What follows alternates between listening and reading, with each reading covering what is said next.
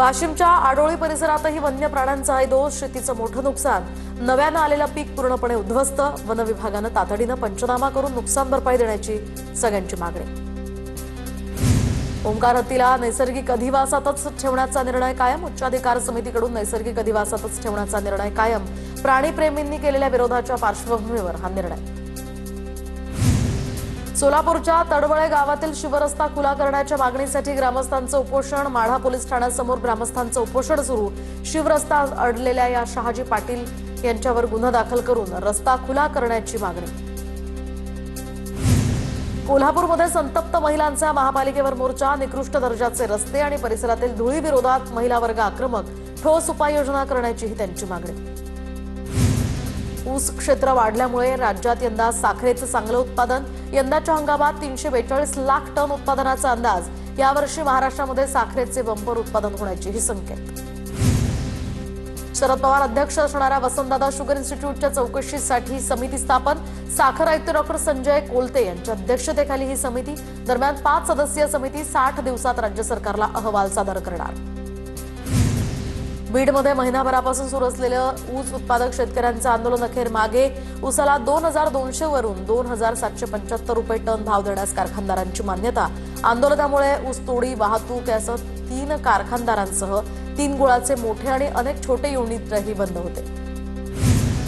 ऊसाचे दर निश्चित करण्याच्या मागणीसाठी परभणीमध्ये सलग 3ऱ्या दिवशी आंदोलन, तर अमित देशमुखांच्या साखर कारखान्यासमोर हे आंदोलन। आंदोलकांकडून यावेळी जोरदार घोषणाबाजी, ऊसाला 3000 रुपये दर देण्याची आंदोलकांची मागणी।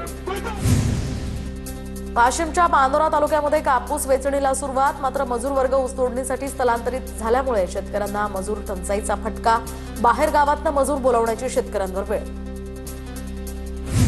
नंदुरबार जिल्ह्यात कापूस वेचणीसाठी मजूर मिळत नसल्यामुळे मोठी अडचण, शेतकरी संकटात। रब्बी हंगाम लांबणीवर जाण्याची यामुळे शक्यता।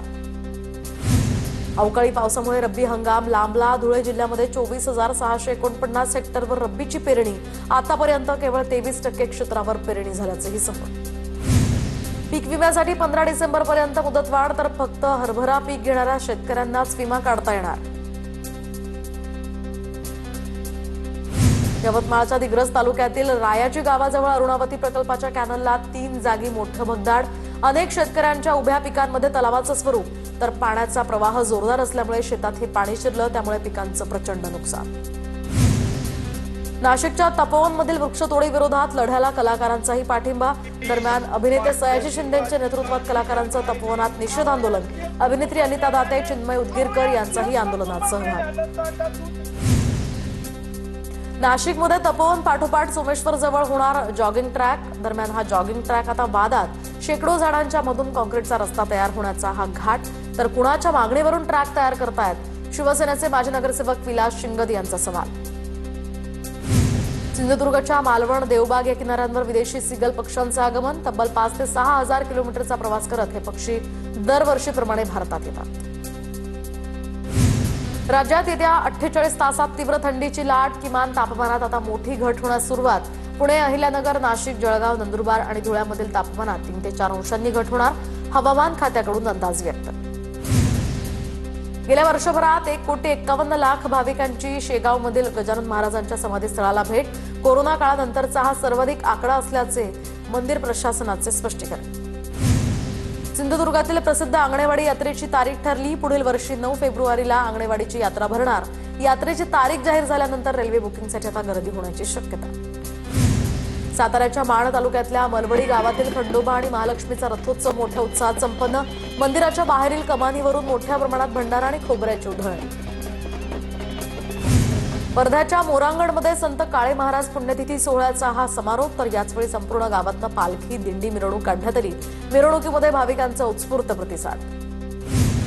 नाशिकच्या कळवणमधील आदिवासी पाड्यावर डोंगऱ्यादेव उत्सवाची धूम, डोंगऱ्यादेवाच्या उत्सवाला प्रारंभ। पुण्याच्या भोरमध्ये दत्त जयंतीनिमित्त 5 दिवस दत्त जयंतीचं हा सोहळा। सोहळ्यादरम्यान 101 जणांनी केलं गुरुचरित्राचं पारायण। 5 दिवसांच्या या सोहळ्यामध्ये भजन, कीर्तन, होमहवन, रुद्राभिषेक अशा विविध कार्यक्रमांचं आयोजन। सैन्य दलात 22 वर्ष सेवा करणाऱ्या जवानाची सातारा जिल्ह्यातल्या मोराळा या गावामध्ये भव्य मिरवणूक काढण्यात आली। जवान हनुमंत शिंदे सैन्यातून निवृत्त होऊन गावात परतल्यानंतर गावकऱ्यांची गावकऱ्यांनी त्यांचं फुलं उधळत स्वागत केलं. लेझिम आणि हलगीच्या तालावर नागरिकांनी त्यांची संपूर्ण गावातनं मिरवणूक काढली. 18व्या शतकापासूनचा इतिहास असलेल्या नंदुरबारमधील सारंगखेड्याच्या घोडा बाजार उद्यापासून सुरू होणार. यंदा 31 एकर जागेवर घोड्यांचा बाजार भरवला जाणार असून आतापर्यंत 1000 पेक्षा अधिक घोडे बाजारात दाखल. माजी मंत्री भरत बोंद्रे यांच्या वयाच्या 83व्या वर्षी त्यांचं निधन. तर चिखली विधानसभा मतदारसंघाचे लोकप्रतिनिधी, शरद पवारांचे विश्वासू तसंच जलक्रांतीचे प्रणेते म्हणून त्यांची ओळख. लातूरच्या रेणापूर नगरपंचायतीची निवडणूक पुढे ढकलल्याच्या निषेधार्थ बंद. व्यापाऱ्यांनी दुकानं बंद ठेवून रेणापूर बंदला दर्शवला पाठिंबा. शरद पवारांच्या राष्ट्रवादीकडून बंदचं आवाहन. जळगावच्या मुक्ताईनगरमध्ये झालेल्या राडा प्रकरणी 5 कार्यकर्त्यांविरोधात गुन्हा दाखल. रात्री उशिरापर्यंत या ठिकाणी तणाव झाल्याचं पाहायला मिळालं होतं. स्ट्रॉंगरूममध्ये ईव्हीएम ठेवण्याआधी तहसील कार्यालयातच सील तोडण्यात आल्यामुळे गोंधळ. गोंदियाच्या सालेकसा नगरपंचायतीतला हा प्रकार. तर कंट्रोल युनिटचा स्विच ऑफ आहे की नाही हे पाहिलं.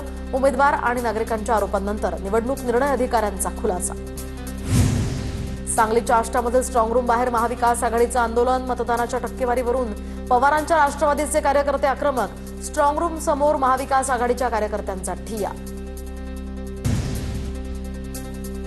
तर महाडमधील गोगावले विरुद्ध तटकरे समर्थक राडा प्रकरणी विकास गोगावलेंविरोधात 21 विविध कलमांखाली गुन्हे दाखल. विकास गोगावलेंसह महेश गोगावले, विजय मालुसरे यांच्यावरही गुन्हे दाखल. आमदार संजय गायकवाडांच्या मुलगा कुणाल गायकवाडासह आणखी एकावर गुन्हा दाखल. कुणाल गायकवाडवर बोगस मतदाराला पळवून नेण्यास मदत केल्याचा तसंच सरकारी कामात अडथळा आणल्याचा गुन्हा दाखल. यवतमाळमध्ये भाजप जिल्हा उपाध्यक्ष श्रीराम मेलकेवार यांच्या घरावर दगडफेक. 5 ते 6 अज्ञातांकडून रात्री 12 वाजेच्या दरम्यान ही दगडफेक झाल्याची माहिती. पांढरकवडा परिसरातली घटना. गुन्हाही दाखल. सोलापूरच्या करमाळ्यातील मतदान प्रतिनिधीवर गुन्हा दाखल. तर मतदान यंत्रावर संशय निर्माण करून मतदान प्रक्रियेमध्ये अडथळा निर्माण केल्याबद्दल हा गुन्हा.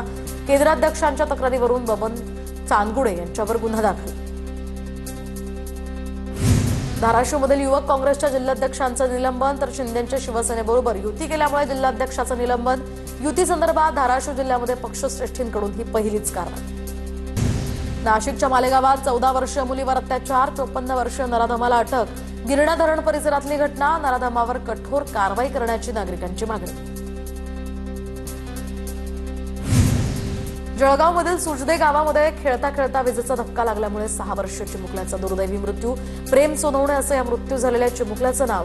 जळगाव पोलीस ठाण्यात अकस्मात मृत्यूची नोंद. छत्रपती संभाजीनगरमधील तोतया आयएएस अधिकारी कल्पना भागवतला बेस्ट आयएएस सर्टिफिकेट देणाऱ्या डॉक्टर पठाण यांची चौकशी. तर डॉक्टर पठाण हे नागपूर विद्यापीठाचे माजी कुलगुरू. कल्पना भागवतला सर्टिफिकेट दिल्याची डॉक्टर पठाण यांची कबुली. छत्रपती संभाजीनगरच्या इसारवाडी शिवारामध्ये ट्रॅक्टर आणि रिक्षाचा अपघात. अपघातात एका महिलेचा आज मृत्यू तर 8 महिला जखमी. जखमींवर सध्या शासकीय रुग्णालयात उपचार. अमरावतीमध्ये घरफोडी करणाऱ्या 2 सराईत चोरट्यांना मध्य प्रदेशातनं अटक. चोरट्यांकडून शहरातील 5 घरफोडीच्या घटनांची कबुली. 2 आरोपी अद्यापही फरार. त्यांचा शोध सुरू.